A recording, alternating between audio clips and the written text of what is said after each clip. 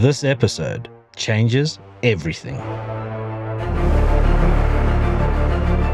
The Ford Ranger heads out on her final trip. One last run through the places that built this channel.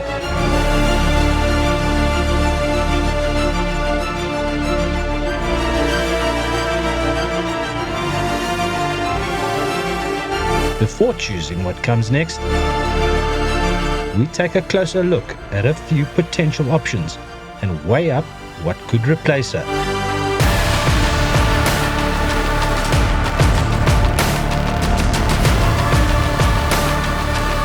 Then we make the call.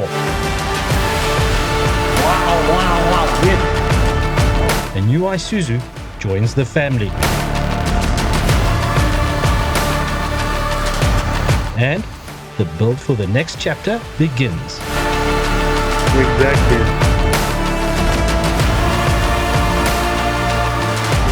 End of an era. Start of something new. Let's go.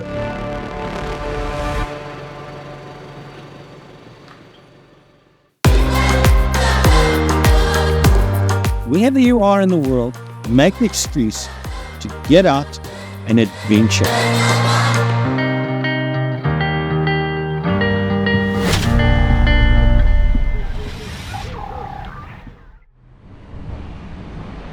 Okay, so I am excited to let you guys all know that I welcome a new brand partner to the show, that being King of Cars Premium and King of Cars Leisure.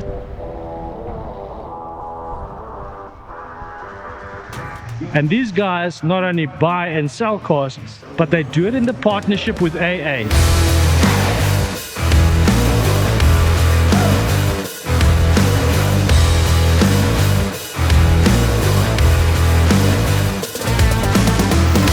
You can literally drive away with a vehicle sort of already prepped, near enough as much as you want, bang for buck. You can drive off their showroom floor with a vehicle that will get you out there for overlanding. And not only that, they've got executive cars, man, they've got stylish sports cars.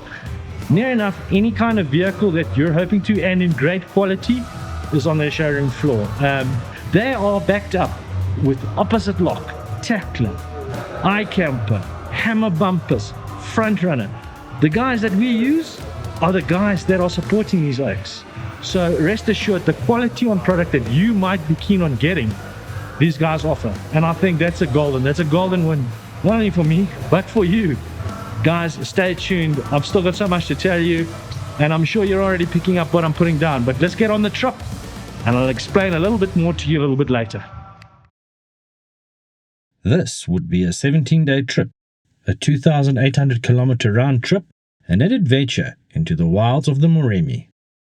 We left Johannesburg and headed north to Maun, the gateway to the Okavango Delta. From there, we entered the Moremi through Southgate, pushed on to Taganaga Camp, followed the Delta south to Mohoto on the Khwai River, stopped at Rhino Sanctuary, and then made our way home. Okay, so we are on our way to Southgate, and I'll tell you what, we're excited, biting at the bit and ready to do this. It's been very, very dry, being the month of October, and it's hot. It's very, very hot, and we're going to deflate tires now just to make the ride a little bit more comfortable, maximize that traction, and make for a better trip.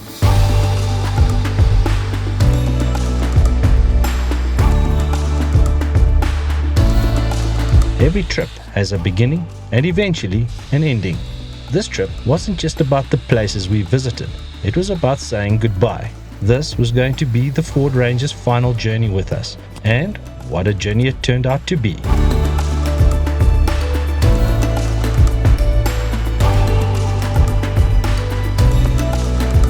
Once you leave Maun and drop into Moremi, the driving changes completely. We traveled in the dry season, which means less water, but a lot more sand on the transit road. Tracks turn soft and powdery, corrugations build quickly, and distances take longer than you expect.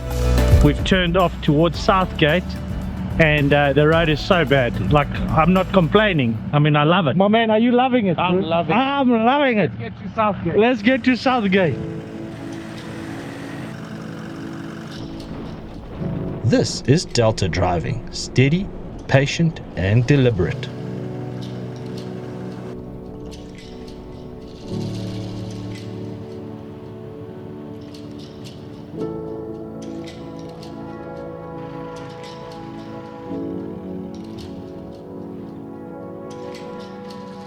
Southgate is where the Delta first introduces itself. We arrived late afternoon, just enough time to settle in and let the bush take over. Special, man. Absolutely special. What?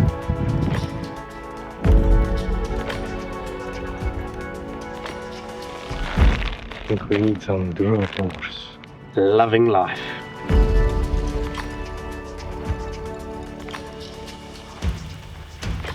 And in 15 minutes, we're going to have some golden brown wedges that I promise you is better than most restaurants would give you. The brown guy eats The first. white guy serves the brown. Hey, my man, thank you. And finished. That's what our potato wedges now look like. That night, honey badgers moved through camp, fearless, curious, and completely at home.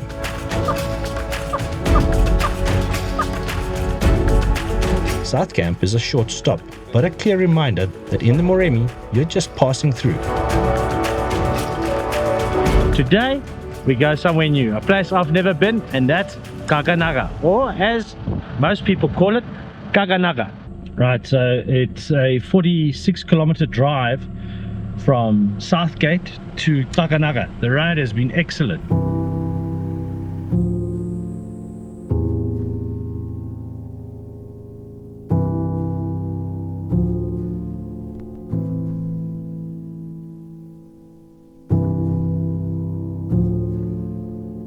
There's a reason that people fall in love with the Okavango Delta. Even in the dry season, everything here is shaped by water, past floods, future floods, and what little remains. Animals move with purpose. Nothing feels rushed, and nothing feels random.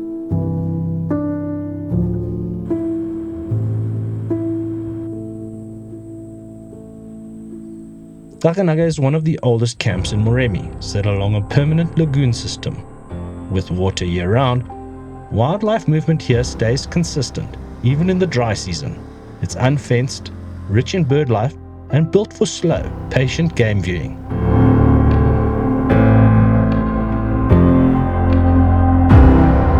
Kakanaga is where the Delta finds its balance. Our first night was at the overflow campsite. Simple, open, and honest.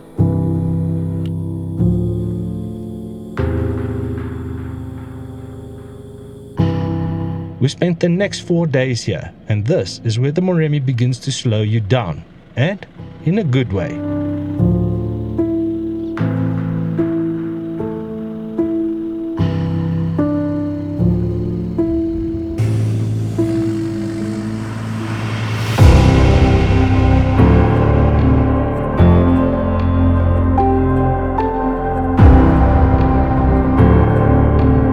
The camp is located along the Kakanaga lagoon system, with a mix of open floodplains, riverine forest, and mopane woodland, creating ideal habitat for both grazers and predators.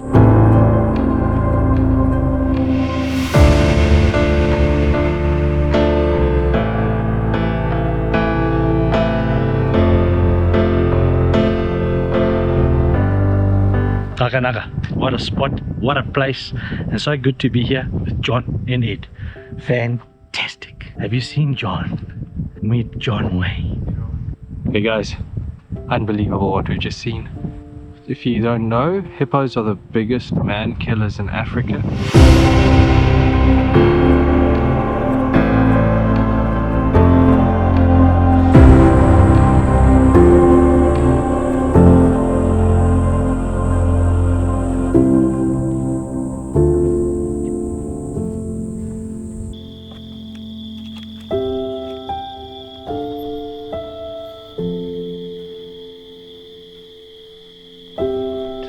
So tonight we're going to be doing something a little bit different. We're going to be having a salad. Old Jono is on to an insane mushroom sauce, and we're going to be cooking fillet with the brand new cob. Now look, listen guys, I'm no cook and I don't know how to use this, but we're going to try and see if we can do 2 nice pieces of fillet for the chaps tonight. Let's see how it goes.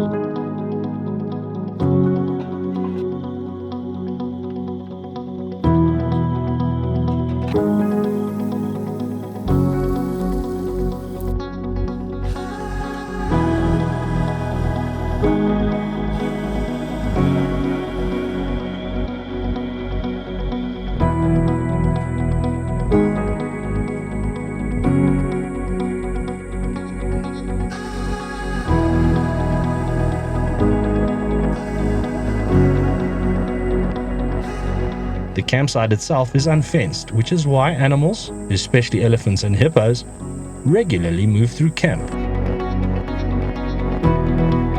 Morning here at TAKLA, campsite number 9, and we've got some cloud cover today. Absolutely beautiful sky out there. Plans are revive, coffee, third bridge. We're just making some coffee first thing in the morning. We have a little Nespresso station here. Nothing better than a good cup of coffee first thing in the morning. It's a beautiful day, an absolute beautiful day. Game drive loops around TAKLA are generally shorter and slower, which encourages patience and observation rather than long distance driving. This isn't about chasing sightings, it's about watching behavior. As you move south from TAKLA, the delta changes, the system tightens in, water becomes more defined, and everything starts to focus on the river Khwai. Yeah, so it looks like a bridge we can use. I mean, it's not in perfect condition at all and fairly narrow with all the logs that are laid down, but yeah, it's a bridge and I suppose it'll have to do.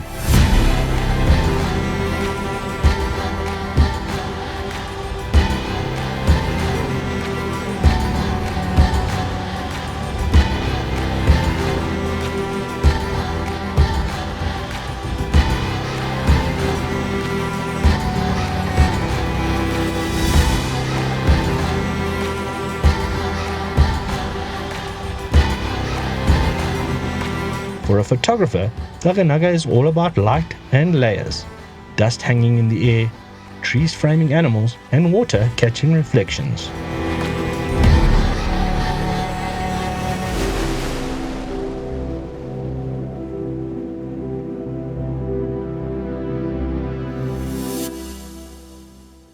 It's been a hard day on the road.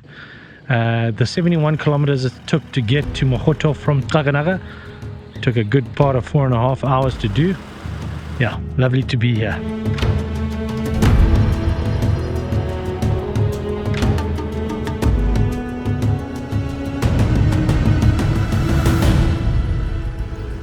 Mohoto on the Khwai River. 5 days, and this is one of our favorite camps. In the dry season, this is where the wildlife comes to you.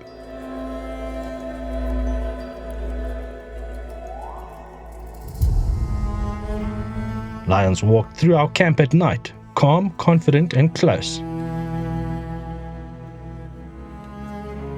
Game viewing along the river was exceptional. And then, lions feeding on a buffalo. Raw, real, and truly unforgettable as the sun chases the horizon line in this very special place.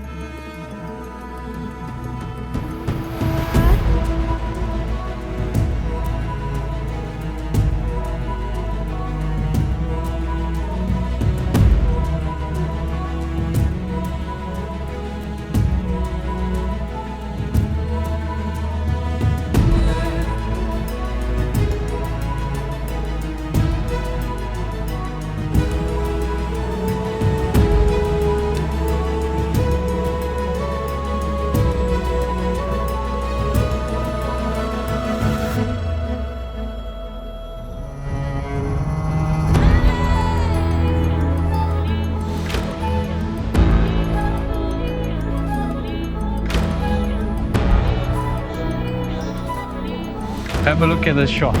See if you're happy with it, because I think it's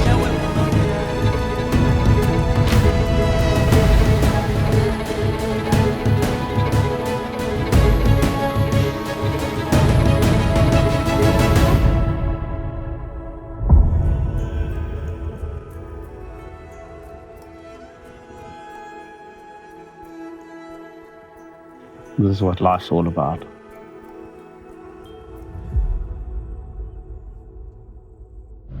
Good morning, and very, very bittersweet morning this. We are leaving the Khwai River, the Khwai Development Community Trust, and the Mohoto campsites.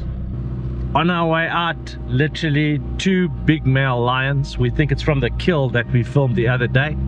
And what a way to send us off on the next part of our adventure, which is getting home.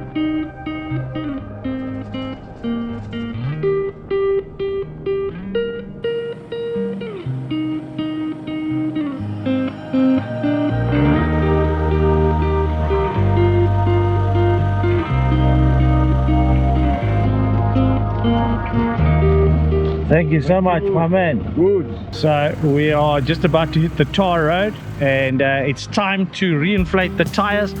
And as always, I use the Indeflate unit, man. I just love it. And you guys know, by this stage, you guys know what it's all about. But the nice thing is I'm using the Engage 4x4 app from Carwa, and just to gauge how my tires are filling up and then to get them balanced just perfect. Have a look at this.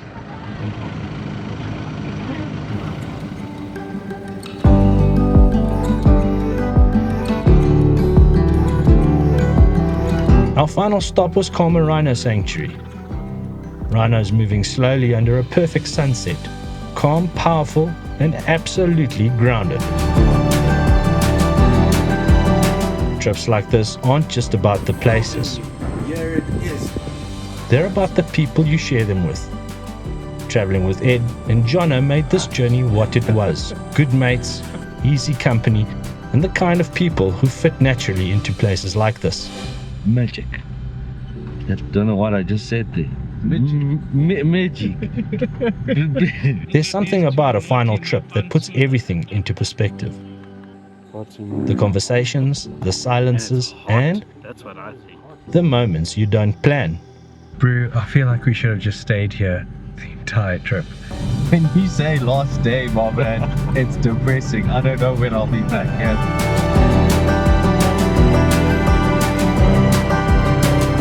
And through it all, the Ranger just kept doing what she's always done. To end her journey here, moving slowly through the Delta with good friends, just felt right. A fitting farewell to the Ford Ranger. Loving every minute of it. And just remember, life is short. Life is short. So make the reason or the excuse to just do it. Just do it. Do it, do it, do it, do it. Okay, so what am I looking in a 4x4 seated up here on the top of Breed's Neck, which will be the place that we come and set and use as a benchmark to find out just how well these vehicles perform off-road. And the only reason I've chosen Breed's Neck is just because I think it's going to be the worst case scenario on anything we really experience out there as overlanders. Look, a good 70 to 80% of what we do is on tar road. So I do know that it has to be a vehicle that's safe. It has to be a vehicle that is a little bit more up-spec'd and has got a bit of vavoom in the engine department, a vehicle that's comfortable, and a vehicle that is a double cab bucky. And depending on what we end up getting to drive out there and test drive, maybe a brand switch. I don't know. Let's see how it goes. I haven't made my mind up yet, and King of Cars Premium are going to be able to afford me 3 or 4 vehicles that I can test. If I can get to test 3 of the best-selling vehicles now currently selling in South Africa, then that's a dream come true. They've made it possible for me to get to test drive these vehicles over a 3, 4 day, 5 day period, which I think is exactly what I need to be able to make a proper decision on what I'm going to end up purchasing.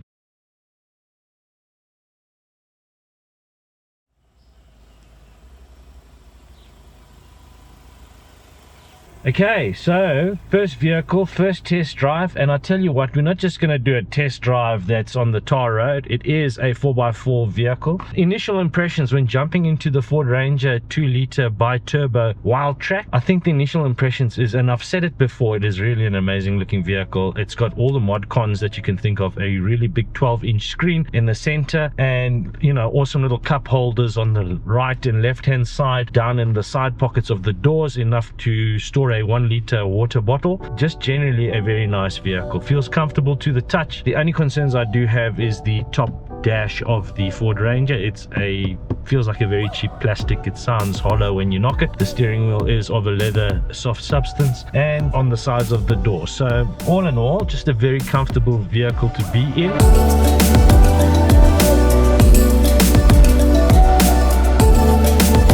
Remember, I'm trying to make a decision here on what vehicle is going to suit overlanding for me, the kinds of trips that I do, and yeah, there's a couple of things that I'm looking at. Number one being safety of the vehicle. Number two, look, 80% of the driving that we do on these overlanding trips is on tar road, so it has to be a vehicle that is not only safe but is comfortable, easy to drive. And I think thirdly, and this is a bit of a stretch here, but what does the vehicle have as far as technological advancements? Things like that I think are not essential, but they are something to consider. Remember, we're in 2025. The Ford Ranger is a very comfortable vehicle. It's come a long way in 9 years. It's easy to drive, absolutely easy to drive.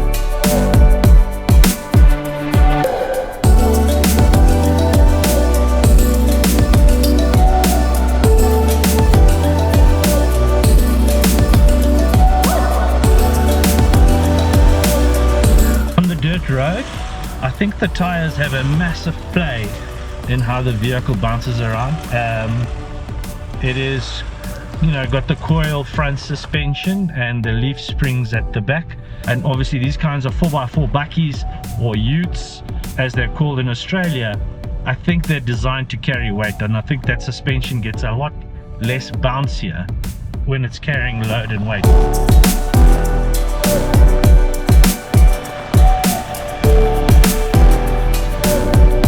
I see now, however, though, there is a warning light popping up for one of the front right sensors in the front of the vehicle. Yeah, I don't know why it's going off, but I've got to go and sort that out now.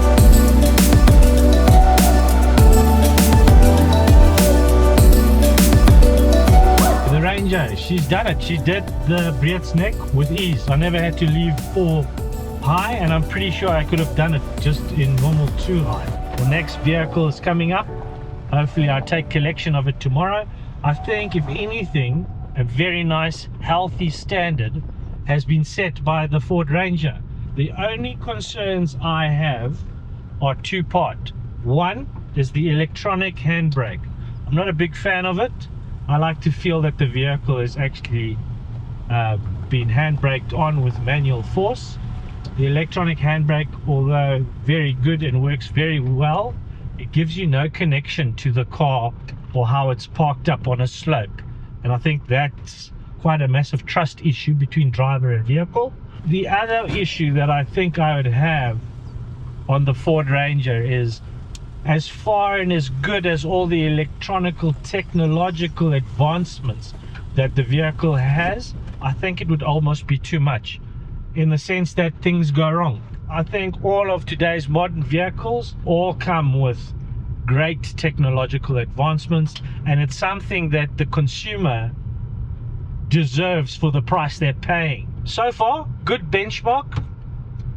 Very, very impressed with the 4x4 version of the 2 liter double cab bi-turbo Ford Ranger. I think it is a very good vehicle. We are back, and it is vehicle number 2. Massive thank you to King of Cars Premium up in Boksburg. They've sent me the 2.8 liter GD6 Toyota Hilux, and I'll tell you what, it's the RS1, which I believe stands for Rally Sport. It's an automatic. I believe it's a 6-speed. And it really is the 2.8 liter motor. Yada, it delivers. Hey, it's got a lot of power when you need to go. And if I'm honest, as an overlander, that's something I've been shy of or haven't had.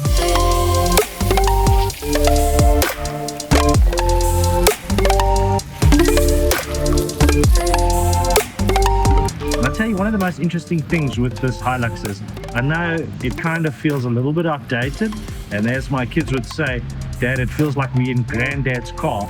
I tell you what, it all makes sense when you drive it, and have been driving it now for about a week. The nice thing with the Hilux is, and something you have to consider when looking at getting a vehicle for overlanding, is what is its resale value. Now the Toyota Hilux really holds its resale value, so it's one of the things that's got my mind thinking. And like I say, you know, 150 kilowatts, I think it's 450 to 500 Newton meters. There's no replacement for displacement.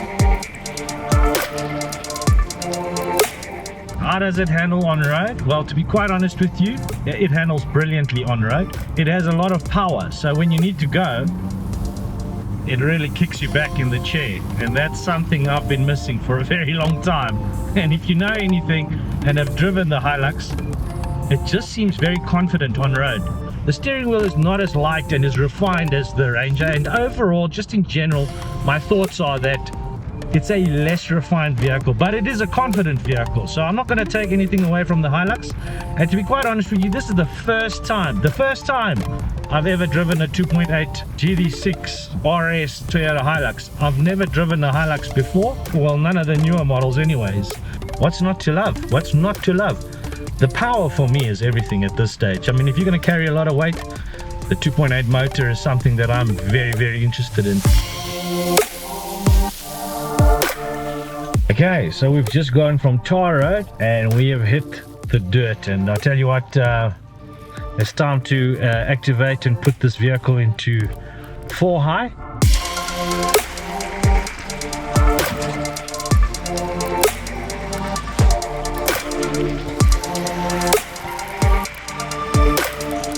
The ride is quite bumpy, but that's a lot of it's attributed to the fact that, number one, the vehicle is unloaded and it's got leaf springs in the back. They are workhorses here in South Africa. You know, typically you would think that a Hilux 2.8 GD6 RS is synonymous with, you know, a loading vehicle, a workhorse in and around town and on farms.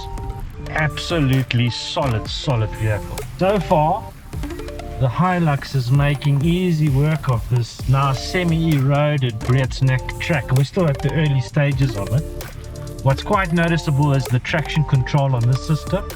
It's as good, if not maybe a little bit better than the Rangers, and I think that's got a lot to do with the fact that we've got a set of all-terrain tires on this vehicle. On the Ranger we didn't, we had a set of highway terrain tires. But yeah, comfortable. I mean, it's easy to steer. You can feel with this steering wheel, you can feel where the tires are, what they're doing, especially the front ones, and it's just easy.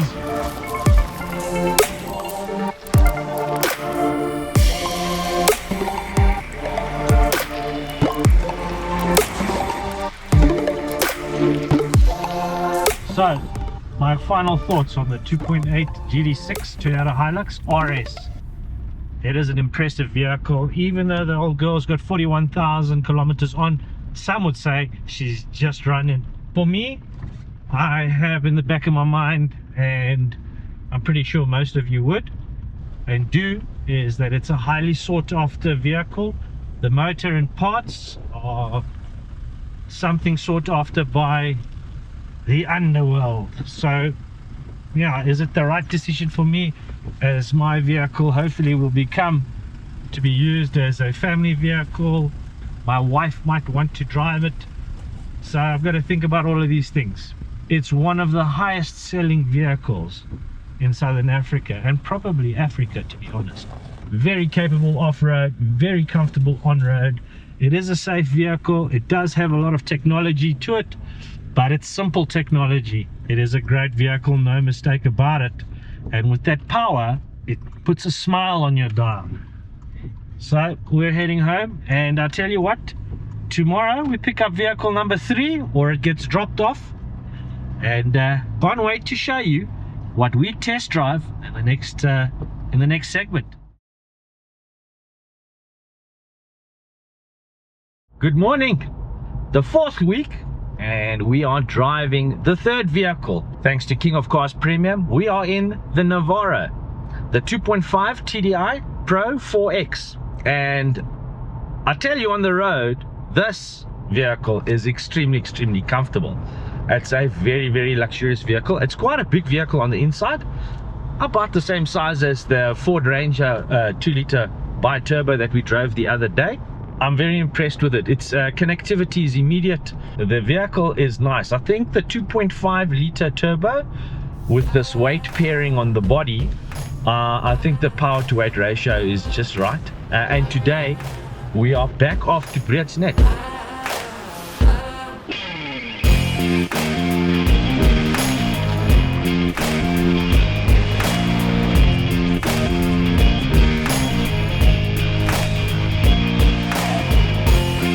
Every vehicle that I've driven, it seems like 4x4, to access 4x4, even with my current Ford Ranger, is as simple as clicking over a button or a dial or some sort. So let's push it into 4 high.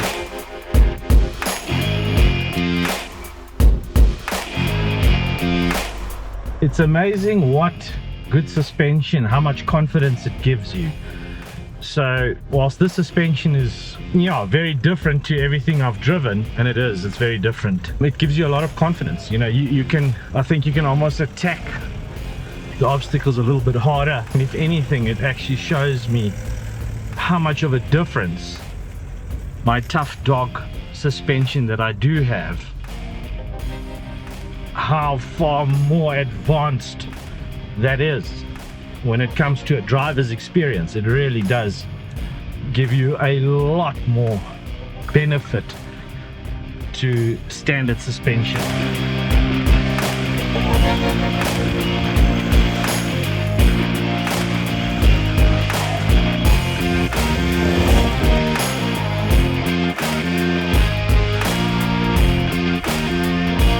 The Pro 4X seems very comfortable to do it.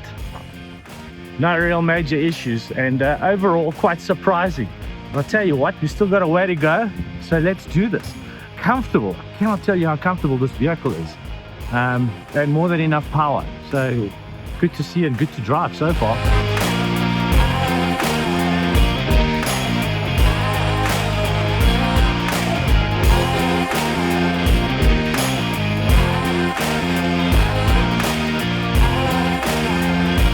The Nissan Navara 2.5, the turbo is working, spooling all the time, and just very comfortable, man. I tell you what, this has to be, out of the 3 thus far, the most comfortable ride. I mean, in all honesty, guys, this is not meant to be a review on per vehicle. King of Cars Premium just said, look, listen, go out there and tell us your experience. So far, if anything, just loving being out of the city and enjoying driving up Breed's Neck with ease, absolute ease.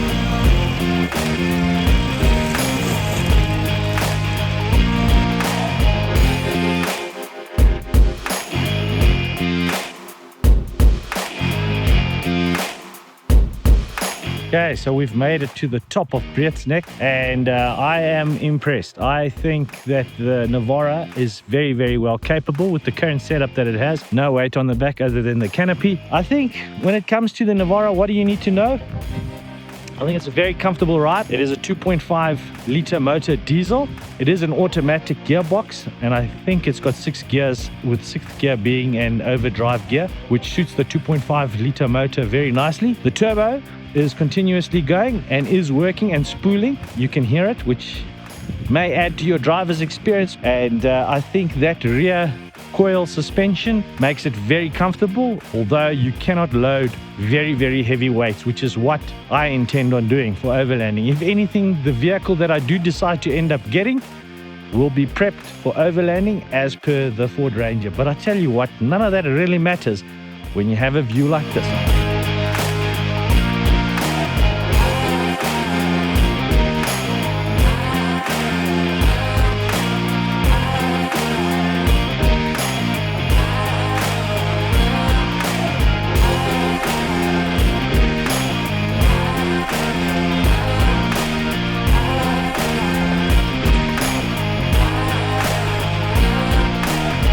Out of the 3 vehicles driven thus far, and the Navara Pro 4X being the last one down the hill, Breed's Neck's done. Now we head on to the next one, which is tomorrow. Today is Monday. Tomorrow I go in and see the guys at King of Cars. They've asked me to pull in and just to find out how everything's gone thus far and what my thoughts are and how my experiences have been with these second-hand premium vehicles. And I must say I've had a really good time test driving all of them, and it's been good fun coming up to Breedsneck. Nice to get out of the city. I'm hoping there's one more vehicle to drive, and like I've said in the past, if I'm able to drive the top 3 tiered vehicles that are selling at the moment in South Africa, what a privilege, and just fortunate to be able to do this. But let's see how tomorrow goes. I'll chat to you then. Breedsneck, yeah, done and dusted for the 3rd time and loving it. Anyways, I'll chat tomorrow.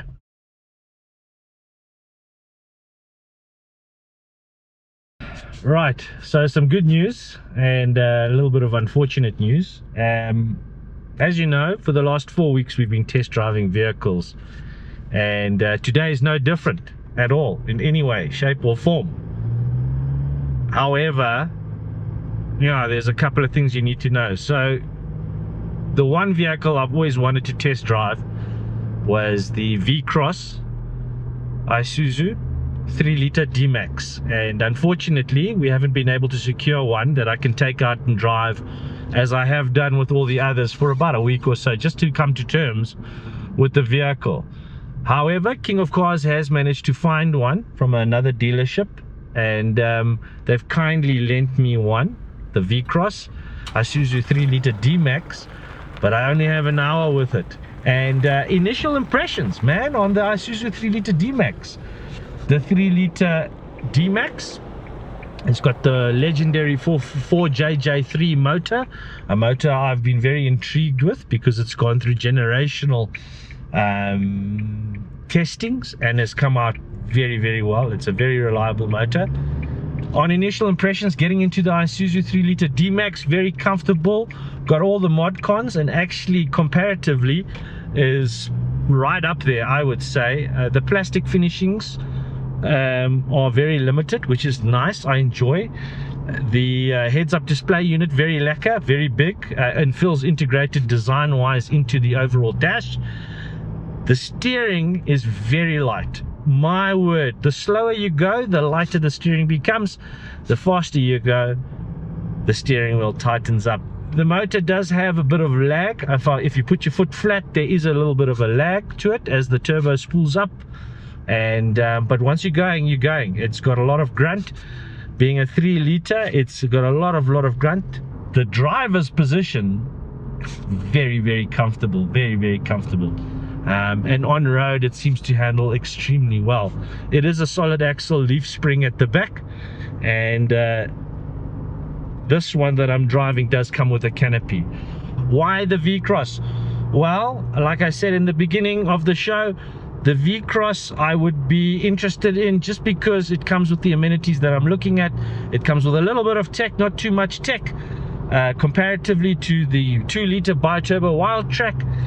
It comes with enough. It still has the analog dials with a digital heads-up small display in the center, which I'm okay with, and overall functionality between the use of touchscreen and buttons, it makes a lot of sense. I think it's a nice car to drive thus far, and it's only been 5 minutes. The little time that I have had and been able to test drive the Isuzu 3-litre D-Max, there's a couple of things that I really like. I like the size of it. It doesn't feel too small inside the cabin.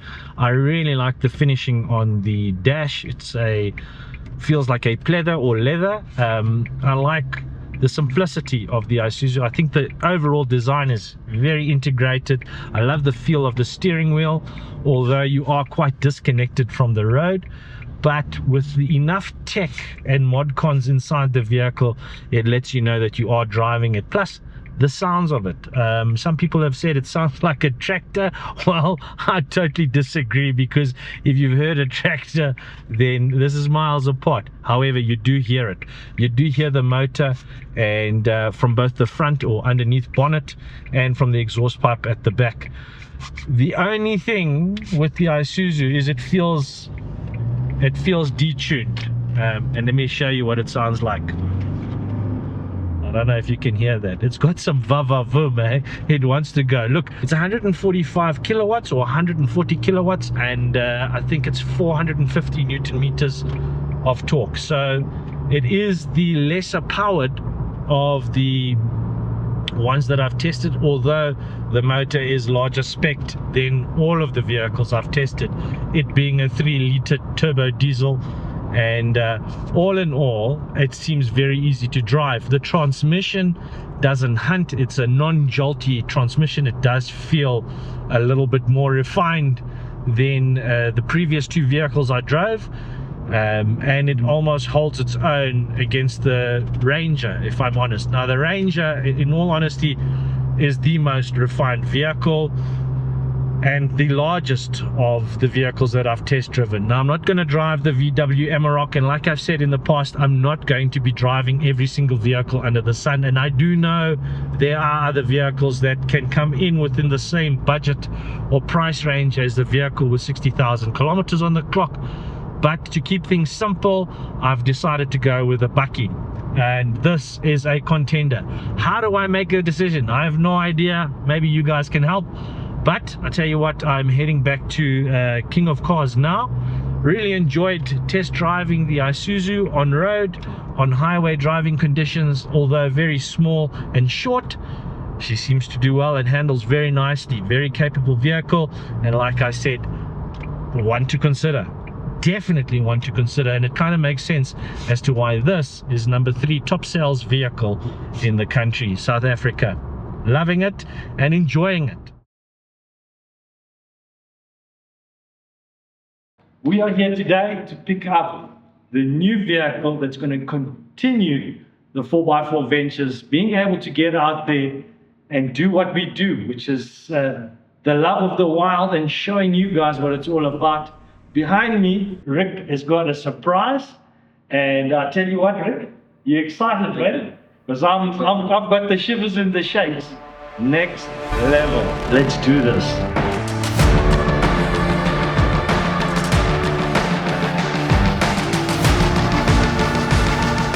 Wow, yes, we got it with the Isuzu 3-liter D-Max VCross.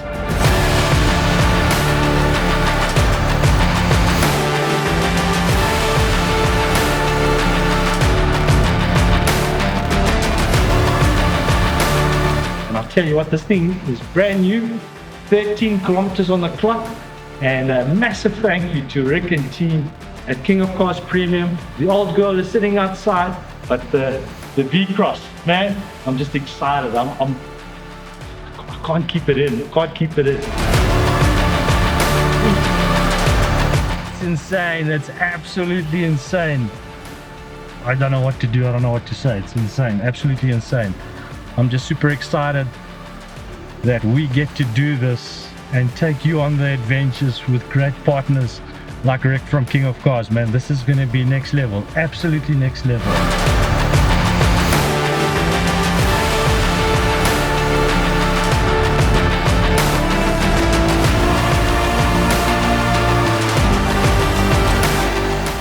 Okay, so yes, we've come out of King of Cars and it's 6 days later, and I've been driving the Isuzu around now, the 3-liter D-Max VCross, brand new.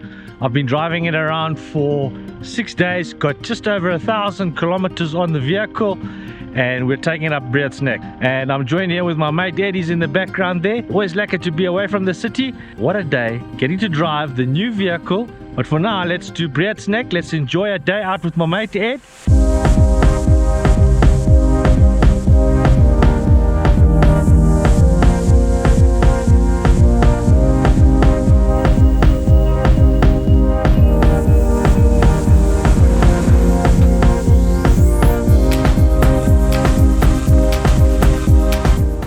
That's been test driven.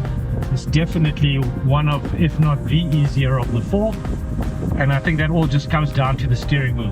Very comfortable, as Ed has mentioned, and if anyone knows about electronics, it's Ed. He drives the Land Cruiser 200 series, and I think the systems are fairly similar. I'm chuffed. I'm very chuffed. I think I've made the right decision. If anything, From a safety point of view of the vehicle, the VCross, why did I go for the VCross? Well, it's got all the safety gear for family and myself, especially when out there doing long drives.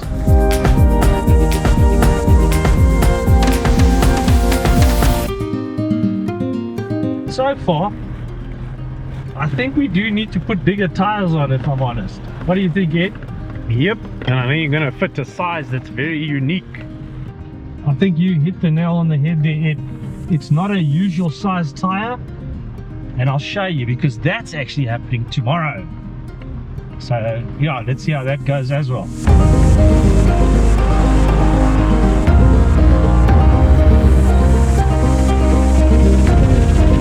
And I think what people need to keep in mind, it's the same with the 200 series that I drive, these motors come so detuned from factory.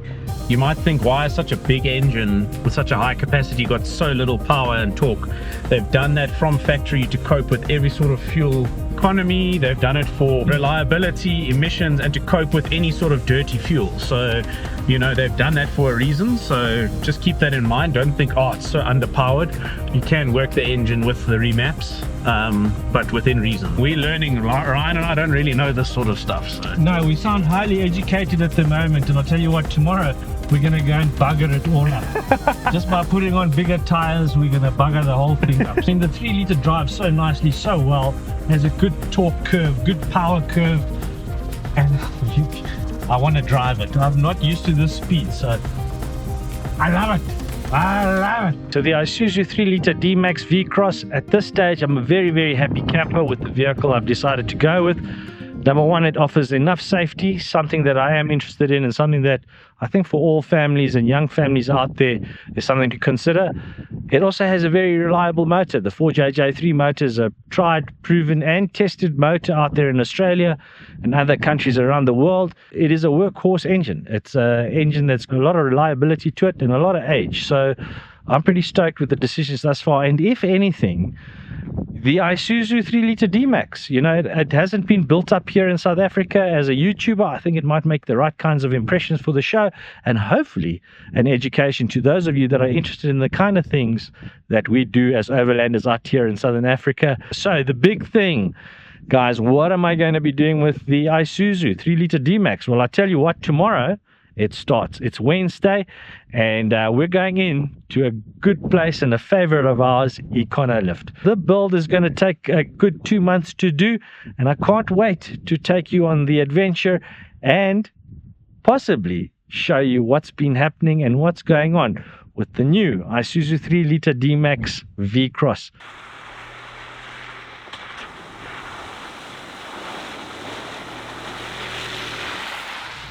Right, good morning. So we are on the N1 and we are heading to Econolift today, being the start of the build on the Isuzu 3-litre D-Max. I'm excited, man. I'm biting at the bit.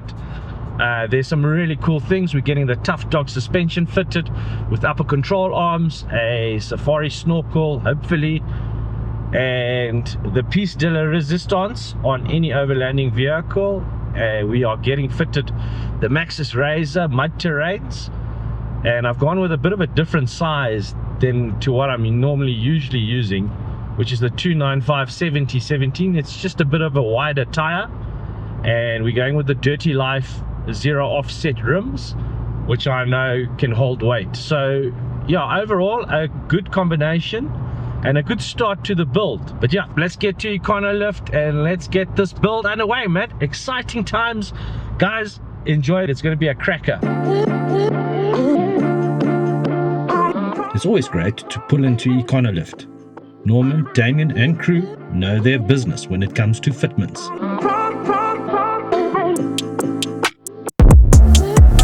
Today, they had the massive task of fitting the Tough Dog front suspension, Tough Dog upper control arms, and the adjustable big bore shocks paired up with, for now, the 300 kilogram comfort leaf springs. What are you doing? I'm gonna drill a hole right there.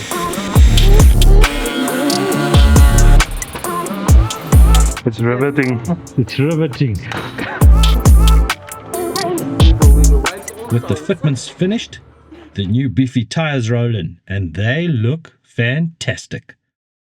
I head to CRS Pit Stop Tire Fitment Center in Boksburg, and the chaps make short time fitting, balancing and wheel aligning the 295/70 17s Maxxis Razor mud terrains. Paired with the tough as anything Dirty Life DT3 zero offset wheels. What a pairing, and they look great.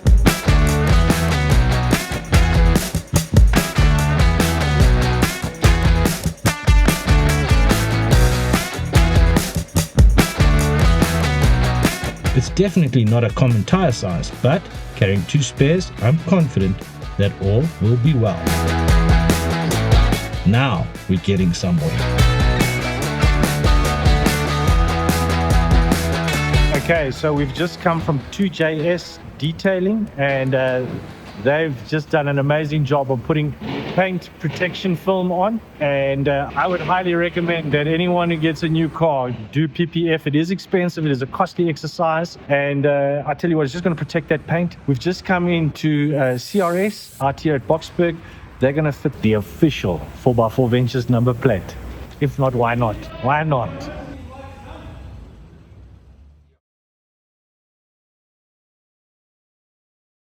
Right, okay, an exciting morning. We're here now at Frontrunner, and they're doing phase 1 of what will ultimately be one epic build. Guys, let me show you. Enough talking. Come on, let's go on in. Let's see how good it's looking. Welcome to Frontrunner.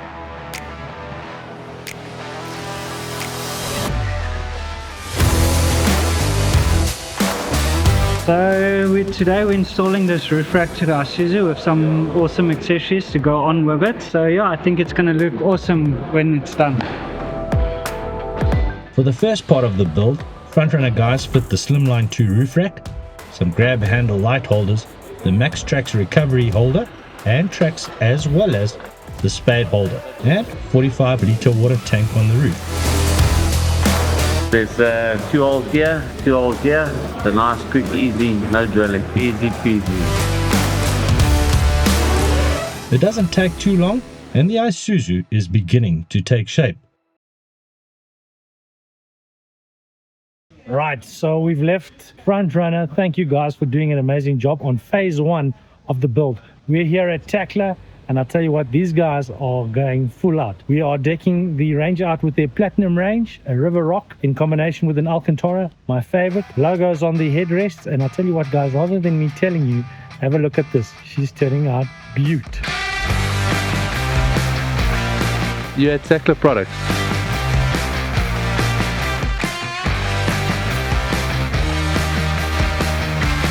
The range that we've decided to go for is our Platinum range, which is a combination of our Alcantara in the center panels as well as the River Rock on the side of the seats, just for that enhanced durability. Ryan, I really hope you enjoy the covers. Your new ride looks sick.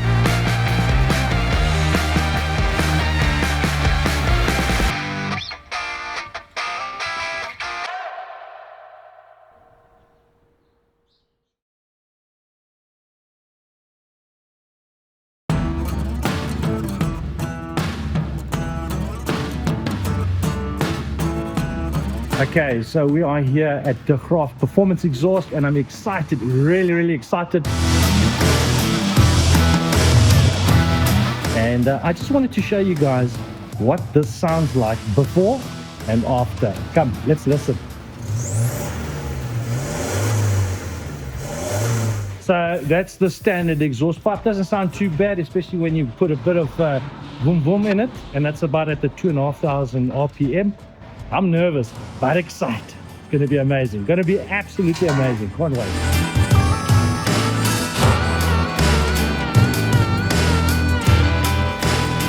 And that's it. I think it takes maybe 35 minutes. And I don't want to tell you what we've got. I just want you to hear it before I tell you which exhaust system we've gone with. Okay, so it's a bit loud, but you know what? With a straight pipe, maximum performance. Happy, man. Very happy. For your Isuzu fix, pull into DeGraaf. Sounds a lot better than stock, eh?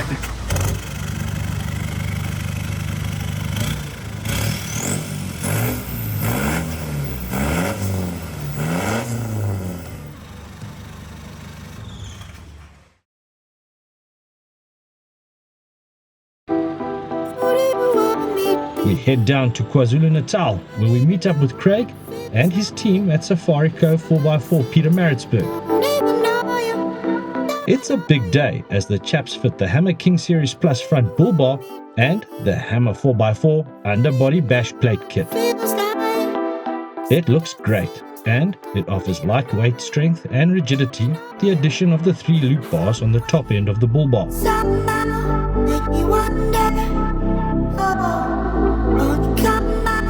In my opinion, a great choice for both safety and protection, both on-road and off-road. A massive thank you to Craig, his team, and the chaps from Hammer Africa, Bryce and Jason. Thank you, chaps, and I'm very chuffed with how this one turned out.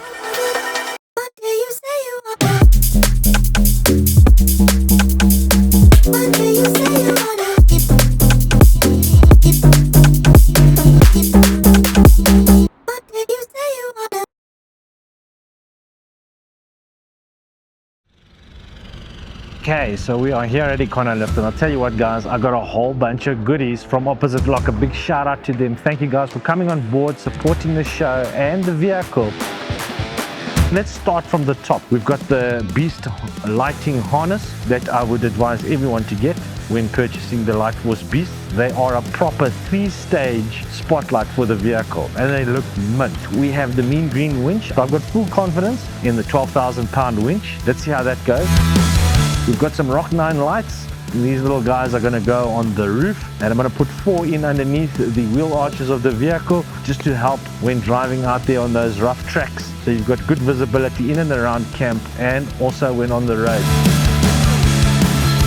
And then the impressive 40-inch amber LED light bulb, and I think it's going to be amazing. I think it's going to kick out enough flood, just the kind of thing that I'm looking for. Damien sorting us out, and I want to show you something that's really lacquer. Come have a look at this. Come have a look. Stepping into the vehicle, I want to show you guys something that's really cool. I think it's an 8-touch button interface panel. I don't know what it's called, but it's an RGB panel, and essentially you can program all the lights to each button. I think it's going to make it a lot easier, because in the past I'd obviously just fit a whole bunch of light switches everywhere. It would mean drilling into the dash and it's kind of gets messy. So I think with this it's convenient, but the even better thing with it is it's Bluetooth operated, which means you can pair your phone up with it, which means you can control your lights with your phone. Now, isn't that genius? I think it's brilliant. I think we're just going to run it like that on the cell phone holder with a strong magnet, and it's good to go. Good to go.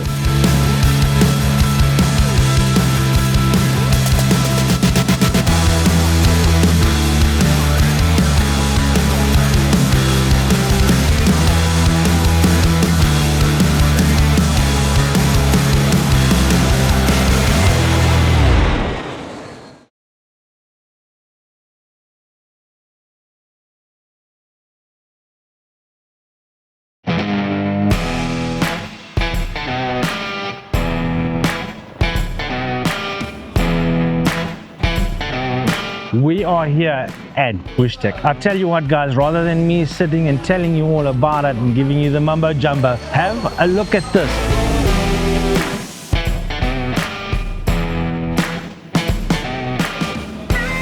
Okay, so obviously when overlanding, one of the major concerns is storage. It's always going to be about storage. It's also going to be about packing. How do you get it all done? Why do you need a canopy? Why do you need a drawer slider system? And I can tell you what, when choosing and thinking about getting a drawer slider system, there are a few on the market, but I've gone with the Bushtec canopy and drawer slider system purely because of reliability and strength in structure, and the Bushtec canopy definitely has that.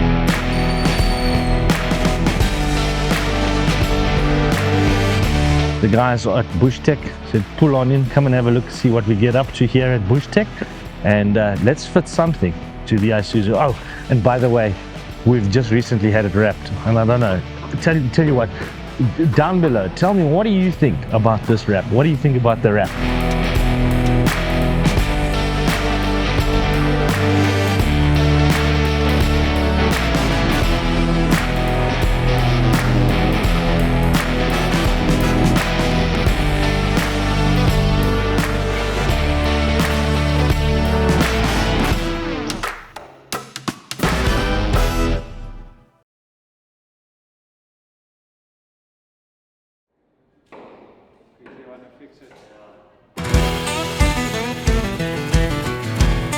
Yeah, so just measuring up the rack, placing the feet in the correct position. Then we're going to place this one deflector back in its place.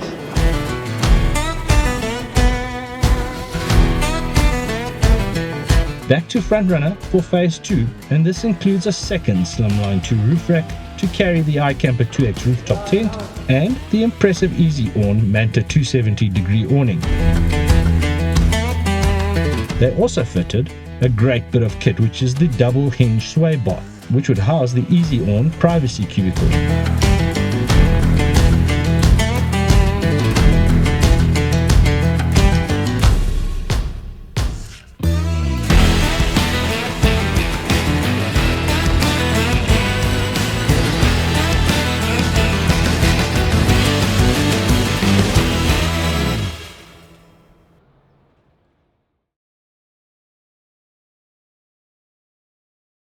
We are back at Econolift, and I tell you what guys, today is another exciting day as it always is when we are here at Econolift. The chaps pushed to the wire with the fitment on this one with a new 314 amp hour 12 volt Adventure X Slim Life4 lithium battery. This was a tall ask for the chaps, and for this build we're doing it the right way. What is this? What am I doing here?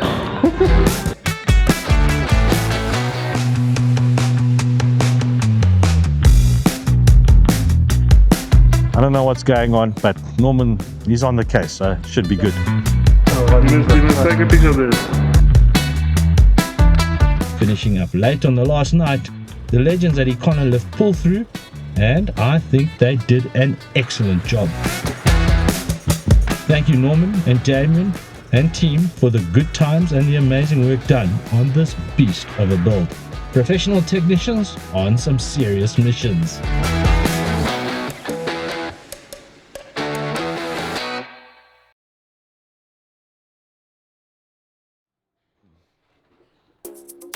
I often get asked this, what about comms?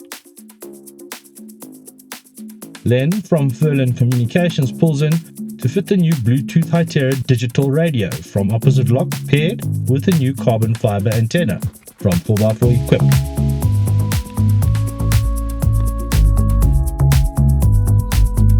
So this is the Bluetooth microphone. It charges via USB charger, plugs in the USB, and then this powers up, and you can put it in anyway. You can put it in like that, like that. The benefit of this version obviously is that you haven't got the microphone cable which is tangled everywhere, and you can hide the radio away, and this is all that you've got showing. Okay, now we're going to quickly show there how to do the microphone on and off. You press the center button in the microphone and then it comes on. The microphone will link Bluetooth with the radio, and the minute it links Bluetooth, it comes on. As far as I'm concerned, Hytera or light years ahead of anybody else at the moment. Dare I say it, but I think my problems with comms might just be over.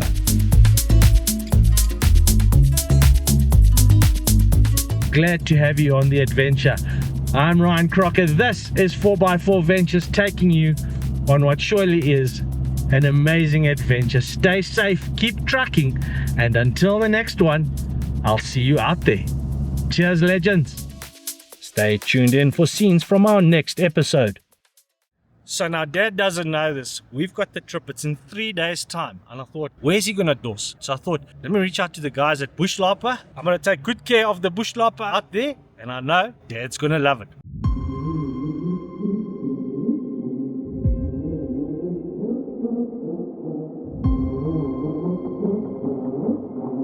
Well, we are back. This is one of those trips that's surely going to be unforgettable. 17 days in the bush, we test out the newly kitted out VCross 3-litre D-Max. I'm Ryan Crocker, and this is 4x4 Ventures. For overlanders, wonderful, wonderful trip.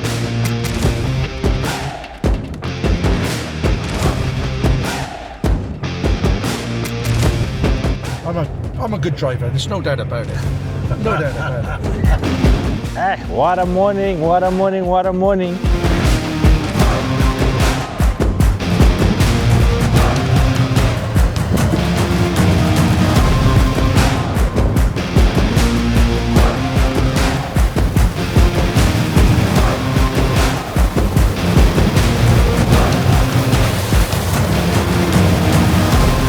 what a special moment between father and son, and so great to be able to share it with him. Well, 35 years ago was the last time I went up into the area we travelled around in.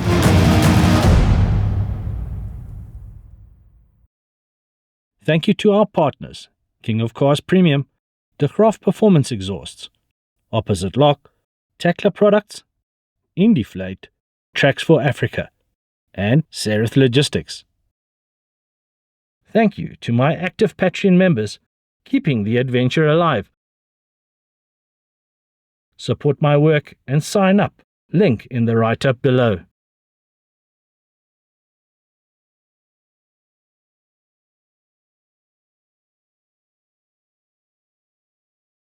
Be a legend and support the show.